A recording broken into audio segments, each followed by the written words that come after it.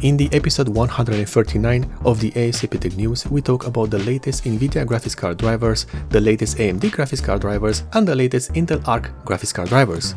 And finally, Enermax and their new power supply, the PlatiGemini.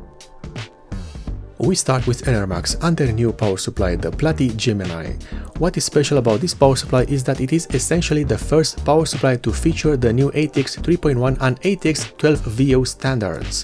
What is important with this power supply is that it's 12 volts only, as the 3.3 and 5 volt rails have been completely removed to reduce the loss from energy conversion. Of course, having a dual standard is essential in this type of Halo products, as it requires them to be both compatible with the current systems and computers and be future-proof enough to be reliable and compatible with newer systems in the future.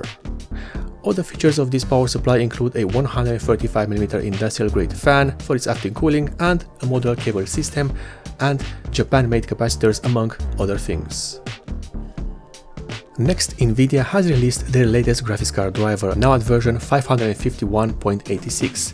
This is a certified release and thus it should have less bugs than a beta release, but it's still not bug-free, so your mileage might vary in terms of reliability and stability.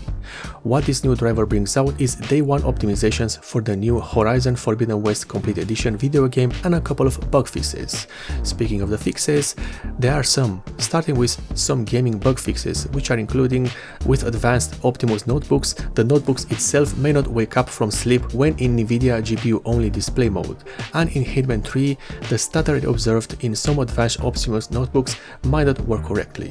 As for general bugs, there are some fixes with the release, such as the RTX HDR uses saturation and tone curves that matches the Gamma 2.0 instead of the 2.2, and the RTX Digital Vibrance incorrectly detects Paint.net app as a supported app. Of course, not all issues are fixed and plenty are left unresolved for a later driver release, but that is pretty much how we are getting used to these days. We continue with Intel and their latest Arc graphics card driver, now at version 101.53-79.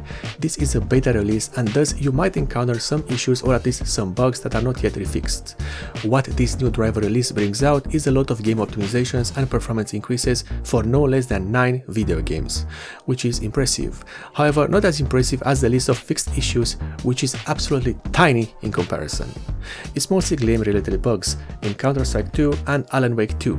Unfortunately though, the list of known issues left unresolved is bigger and sadder. And finally, AMD has released their latest graphics card driver, now at version 24.3.1. This is a certified release and thus it should have less bugs and overall be more stable than a beta release. This driver release includes a lot of fixed issues, too many to list in a short news video. However, it also brings out support for 3 new video games: Dragon's Dogma 2, Horizon Forbidden West Complete Edition, and Outpost Infinity Siege.